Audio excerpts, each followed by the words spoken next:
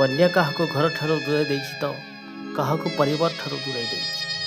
ଚାରିଆଡ଼େ କେବଳ ପାଣି ଆଉ ପାଣି ପାଣି। ଏଇଭଳି ବିଭୀଷିକା ମଧ୍ୟରେ ନିଜ ଜୀବନକୁ ବାଜି ଲଗାଇ ବନ୍ୟା ଜଳରେ ପଶି ବିପନ୍ନଙ୍କ ପାଖରେ ପହଞ୍ଚିଥିଲେ ପ୍ରଧାନ ଶିକ୍ଷକ ବିକ୍ରମ କୁମାର ଦାସ। ବନ୍ୟାର କଳା ରୂପରୁ କେହି ବାଦ ପଡ଼ିନାହାନ୍ତି।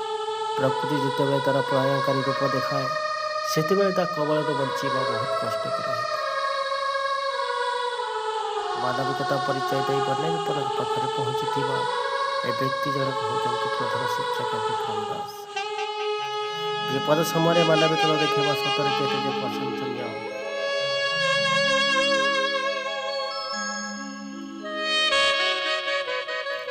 ଲୋକଙ୍କ ମୁହଁରେ ଟିକେ ହସ ଫୁଟାଇବା ତାଙ୍କର ଥିଲା କର୍ତ୍ତବ୍ୟ ଏବଂ ସୁଖ ଦୁଃଖରେ ଛିଡ଼ା ହେବା ତାଙ୍କ ମନ ଥିଲା ଅସମ୍ଭାଳ।